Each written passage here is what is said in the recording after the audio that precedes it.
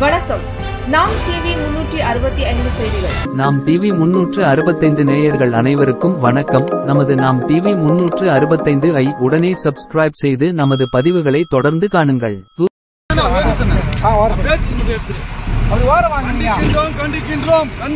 கண்டிக்கின்றோம். அல்லாஹ் அக்பர், அல்லாஹ் அக்பர். நம்மளுடைய மாநில தலைவர், பாரதிய ஜனதாவோட மாநில தலைவர் அவர்கள், முன்னாள் IPS அதிகாரி அவர்கள் மக்களுக்கு நல்லது செய்ய வந்தாங்க. ஆனால் நம்மளுக்கெல்லாம் நல்லவங்களாம் பிடிக்காது.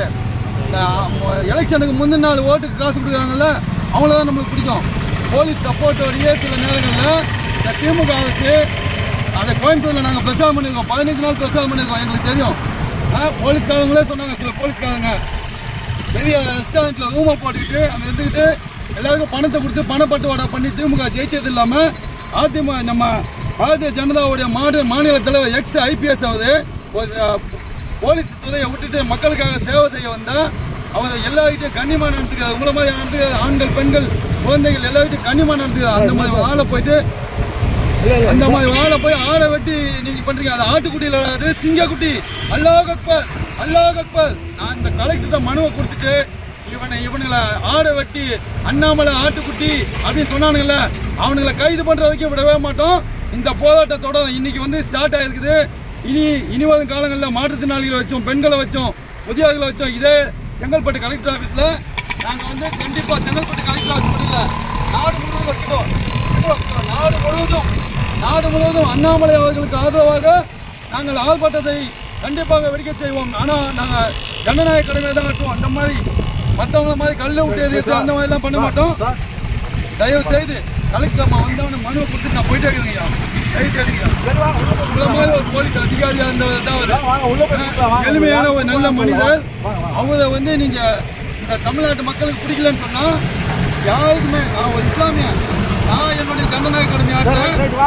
உங்களுக்கு இந்த மக்களுடைய அண்ணாமலைஜியோடைய ஒரு இது தெரியல, அவருடைய குண அதிசயம் தெரியல.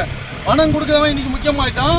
இவனுக்கு பார்த்தீங்களா, கனிமொழி அக்கா சொல்றாங்க, அவங்க ஒரு பாராளுமன்ற உறுப்பினர், அவங்க சொல்றாங்க ஆடை வெட்டினா சாப்பிடலாம், ஆடை வெட்டினா சாப்பிட முடியாது. இதுதான் ஒரு பாராளுமன்ற பேச்சா, பாராளுமன்ற உறுப்பினர் பேச்சா. ஒன்றா கண்டிக்கிறோம். அதே மாதிரி ஐயா ஒரு நிமிஷம், அதே மாதிரி நான் ஒரு இஸ்லாமியன் சொல்றேன். இந்த இடத்துல ஒரு இஸ்லாமியனை போதை மருந்து கடத்த வச்சு திமுக வச்சு அவனை கட்சியில போஸ்டிங் கொடுத்து பண்றாங்க. ஆனா முஸ்லீம்களை கேவலப்படுத்துறாங்க. மற்ற மாற்று மத சகோதர சகோதரிகளை நான் தப்பா சொல்ல, இந்து மாற்று மத சகோதரிகளும் எங்கெல்லாம் எல்லாமே எங்களோட தொப்புள் கொடிகளை தான்.